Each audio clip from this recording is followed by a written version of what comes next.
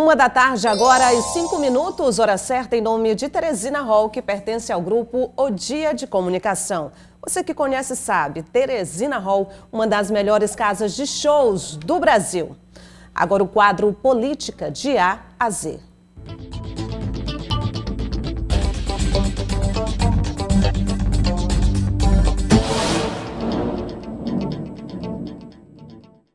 Aqui no estúdio comigo, Arimateia Azevedo. Boa tarde, Arimateia. Boa tarde, Nádia. Boa tarde também para o nosso convidado hoje, o deputado estadual Evaldo Gomes, do Solidariedade. Seja bem-vindo, deputado. Boa tarde, Nádia. Boa tarde, Ari. Boa tarde, os que nos assistem. Fico feliz pelo retornar no jornal de vocês. Seja bem-vindo. Bom, vamos começar falando sobre essa questão que passa hoje o estado do Piauí. Muito se fala não só na política, mas também a população tem um grande interesse, que é a proposta de reforma administrativa do governo do estado. Quais pontos o senhor destacaria dentro dessa proposta como negativo para os piauienses? Olha, um dos pontos da reforma que eu acho negativo é congelar o salário dos servidores por um ano. Impedir que policiais militares tenham promoção, professor não vai ter direito não vai ter reajuste no salário, principalmente no que diz respeito ao piso salarial, e esse é um dos pontos que eu vejo como negativo. Lógico que a gente precisa fazer observações, tem alguns pontos negativos, essa ideia do governador colocar o metrô Porto de Luiz Correia, pelo Porto de Luiz Correia são 39 anos, lá está parado. E a Transcerrado na PPP eu acho que é um ponto positivo. Se eles de fato saírem do papel, colocar em prática, eu acho que o estado do Piauí ganha. Essa junção de secretarias, ele praticamente só fez juntar o que ele tinha separado no passado. Não mudou em nada. Criou agronegócio para acomodar mais a questão política, né? Mas eu acho que, queiramos ou não, ele dá um passo importante, porque, segundo o próprio governador, essa reforma ele traz aí uma economia para o estado de 400 milhões. E aí a minha pergunta, Ari, é por que se tem uma economia de 400 milhões, ele não dá uma promoção para os militares, que hoje mesmo eu falava como deputado da base, e ele me dizia, só são 100 militares que vão ter direito a ser promovidos esse ano. E ele cancelou. Mas eu acho que esse é o momento de conversar, de dialogar. Eu acho que o governador, eu tive a oportunidade de conversar com ele num encontro casual no aeroporto de Teresina, até inclusive viajei com ele de forma casual, e a gente teve a oportunidade de tratar sobre essa reforma. E eu sugeri a ele que ele desse, eu não sei o nome bem exato, mas cada secretaria tivesse a sua função. Porque, Ari, você tem a Secretaria de Desenvolvimento Econômico que faz calçamento e faz asfalto. A Turismo, da mesma forma, aquela CDSOL, que é uma coordenadoria que tinha o papel de tratar do lazer no Piauí, faz o asfalto, faz o calçamento. Então eu disse, governador, isso realmente para o governo não é bom. E ele disse, olha, nessa reforma eu vou realmente voltar ao que era no passado, e me parece que, de fato, eu estive estudando a reforma nesse final de semana, e ele, de fato, colocou em prática. O senhor citou aí a questão do Porto de Luiz Correia. O Arimateia sabe bem. Acredito que eu posso dizer isso. O estado já passou por situações bem melhores do que nós estamos vivendo hoje. Tivemos aí só de Wellington Dias, 12 anos atrás, onde não foi possível fazer, eu posso dizer quase nada ou nada, pelo Porto de Luiz Correia. Agora, em 4 anos, dá para sair, deputado? Olha, em 12 anos que o governador Wellington Dias governa o estado do Piauí, ele não tem nenhuma obra de impacto. Ele faz a política lá do café com leite, a política lá do feijão com arroz. Queiramos ou não, é preciso respeitar, porque ele foi bem votado, foi eleito em quatro vezes no primeiro turno, mas uma obra de impacto ele não tem. Eu acho que essa ideia de ele criar a PPP talvez seja uma saída. Mas, deputado, deixa eu lhe explicar aqui uma coisa. O Porto Luiz Correia já foi passado para a iniciativa privada no tempo do governo do Alberto Silva. Se não me engano, foi a IPCEA, a empresa pesqueira do Ceará. Ela devolveu. Tomaram o porto de volta e ali é um amontoado de pedras. Aí eu pergunto, quem que vai comprar aquilo ali? Para que serve?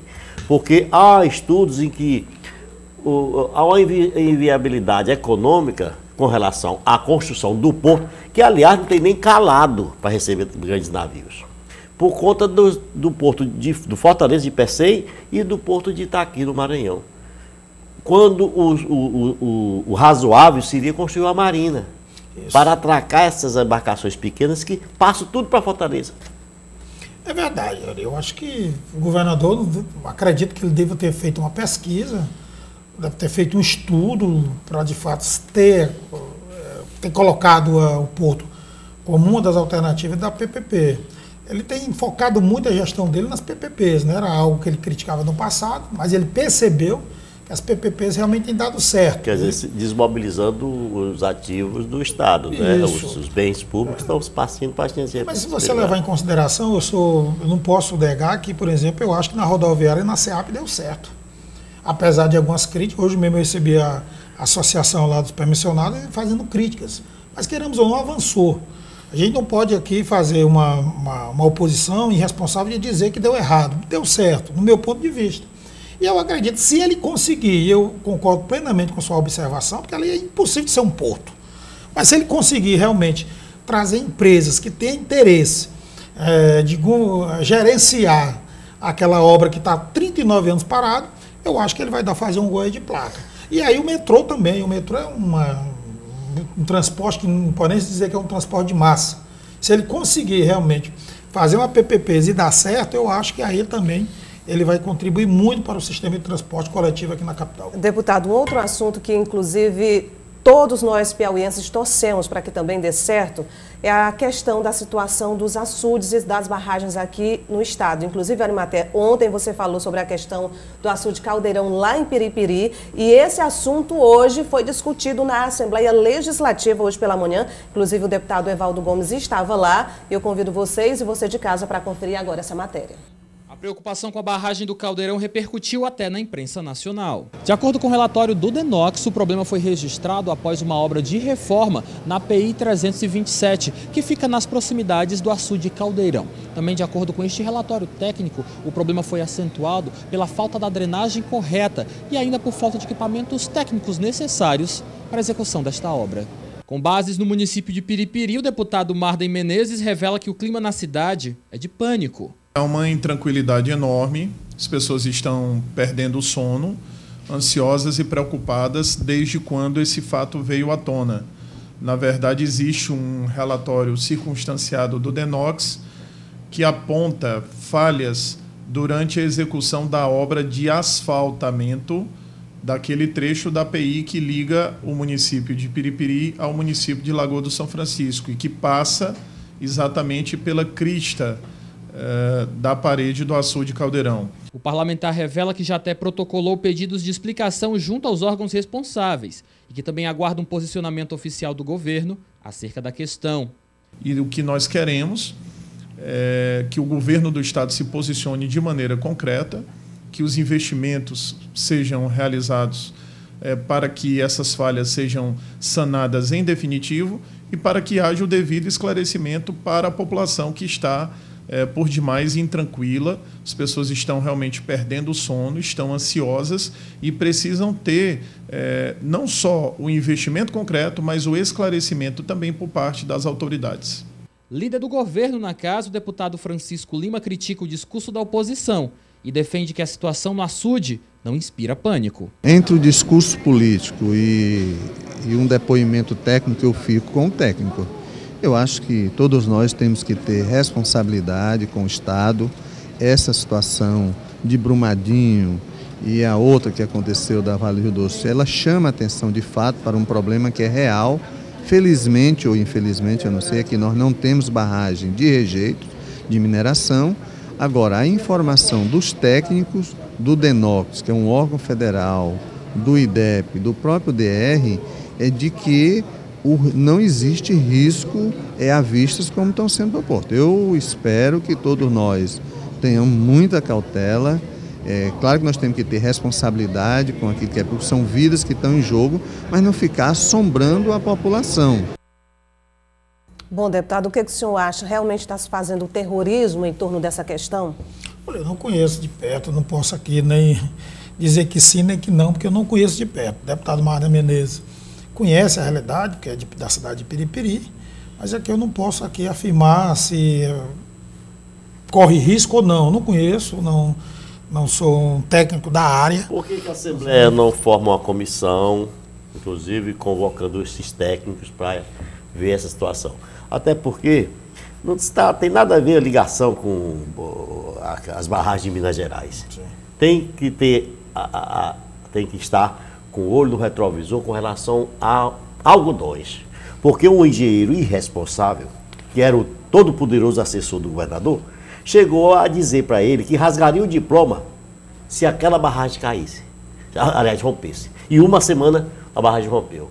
Esse é o problema. Não se está fazendo terrorismo. Há relatórios que mostram o risco. Não está dizendo que vai desabar. Então, se mostra o risco é porque há infiltrações. Aliás, eu ouvi um engenheiro aí dizendo que infiltração não é rachadura. E você vê, na barragem de Piracuruca, a água vazando pelas tais infiltrações. E Brumadinho realmente é bem distante daqui, mas nós tivemos esse exemplo aqui no estado. Exemplo da barragem de Algodões. O cidadão disse que deu um canto de carroceria. Eu cito até o depoimento do então deputado Robert Rios, que dizia que o governador chegou lá. Aliás, a construtora já tinha tirado até as máquinas, até o maquinário de lá. Uma semana antes, o prefeito tirou toda a população da área de risco, e quando esse irresponsável, que eu podia dizer a verdade, que está sendo processado, inclusive, tentou me processar, mas a coisa reverteu contra ele, ele chegou para o governador, e aí eu lembro a expressão do Robert Rios. Ele chegou no descampado lá, onde o governador estava, ele deu um canto de carroceria no cara, expressão do Robert Rios. Tirou o Robert de perto, fez lá com um garrancho uns riscos no chão, dizendo: governador, eu rasgo meu diploma se essa barragem romper. Fizeram com que o prefeito trouxesse de volta as pobres vítimas, se tornaram vítimas, e a barragem rompeu uma semana depois. Eu acho que em cima dessas observações que você faz, tá certo que é preciso ficar atento, né? O deputado Marder Menezes me parece que já pediu aí algumas informações através de um requerimento, mas eu acho que existe sim essa possibilidade da gente fazer uma audiência pública, né? Aliás, afinal de contas, está em risco a vida das pessoas. Está chovendo na área. Está chovendo, eu não sei nem se dá tempo de fazer audiência. Chuvas fortes, inclusive, bem Rezemes, intensas. eu tenho dito aqui. Ou até mesmo a gente fazer uma comissão para conhecer de perto, mas também não adianta a gente ter uma comissão de deputados se nós não tivermos ao lado técnicos. Exatamente. Pessoas que conheçam a fundo a realidade lá das barragens. Bom, deputado, quanto ao partido Solidariedade, quais são os planos agora para 2019 ou até para 2020, quando vai ter aqui uma disputa pela Prefeitura Municipal? Olha, nós já decidimos pelo Solidariedade. A doutora Marina já se filiou num ato em Brasília, com a presença da direção nacional do partido, com a bancada de deputados federais. O Solidariedade elegeu, na eleição de 2012, 2018, 13 deputados federais. A Marina fez 14. E a gente agora pretendemos agora fazer muitas filiações a partir do mês de março. Eu, inclusive, deixei para fazer a minha filiação aqui em Teresina. Vamos filiar aí 2 vereadores na capital, vamos filiar aí em torno de 5 prefeitos e vamos filiar muitos vereadores do interior, ou seja, aquelas pessoas que nos acompanharam nas eleições, que já estão no PTC, vão nos acompanhar. E a nossa meta é clara, é fazer aí nossos 3 vereadores na capital. Falar de eleição ainda é muito cedo, nós estamos tendo um diálogo aí com o prefeito Firmino Filho. Esses 2 vereadores, o vereador Gustavo Gaioso e o vereador Fábio Dourado, já são vereadores que dão sustentação à administração do prefeito. E nós tivemos aí 2 oportunidades e 2 conversas. Vamos ver se essa conversa avança, vamos tentar fazer esse entendimento. O certo é que nós não temos nenhum tipo de radicalismo, tá certo? Eu já fui um crítico do prefeito, faço críticas pontuais, eu não faço críticas pessoais, eu faço crítica em cima de uma realidade, avaliando o meu ponto de vista. Quem não lembra, por exemplo, que até então, no passado, a Teresina não tinha paradas de ônibus. E você hoje não pode criticar que hoje não tenha, porque tem paradas de ônibus hoje, confortável, com ar-condicionado, que era a maior crítica que os teresinenses faziam. E tantas outras coisas. Eu acho que esse é o momento agora de muita calma, de muita cautela, construir o partido e ver o que vai acontecer no ano de 2020. Ok, deputado, quero agradecer a vinda do senhor. A porta está aberta para o senhor voltar outras vezes. Eu que lhe agradeço. Boa tarde. Obrigado. Boa tarde. Arimatea, com você eu continuo aqui no estúdio, porque, olha só, o Partido Social Democrático, o PSD do Piauí, continua, a gente falou aqui agora há pouco em eleição para 2020, continua então pleiteando a indicação da Superintendência do Desenvolvimento Rural do Estado, e a sigla também garante que será protagonista da eleição municipal de 2020, com a candidatura à Prefeitura de Teresina. Vamos ouvir o deputado estadual Georgiano Neto. Temos pleiteado a indicação da SDR, tivemos já com o governador, inclusive nesse último final de semana, manifestando o desejo do partido de colaborar com a sua nova equipe de governo que deve ser apresentada após a aprovação da reforma, e agora nós aguardamos o governador para que ele possa realmente fazer o seu juízo de valor e anunciar a nova composição da sua equipe de governo. Na eleição de 2020, seu nome é apontado como um dos pré-candidatos pelo PSD a disputar o Palácio da Cidade. É isso mesmo? Bem, o PSD em 2012 foi protagonista na eleição. O PSD indicou o vice do candidato na época, Firmino Filho, que se elegeu no segundo turno com apenas 12 mil votos, de maioria para o segundo colocado. Em 2016 nós tivemos uma candidatura própria com o nome do Dr. Pessoa, que obteve quase 40% dos votos válidos. E em 2020 não vai ser diferente, o PSD com certeza vai continuar sendo protagonista na eleição municipal aqui da nossa capital, e essa questão de uma candidatura é uma coisa que fica para o próximo ano, o momento agora é da gente trabalhar. Bom, é como o deputado Evaldo Gomes disse, que ainda é cedo, mas muita gente mesmo falando que ainda é cedo já esquematiza, já faz planos para o ano de 2020 aqui em Teresina, Arimatea.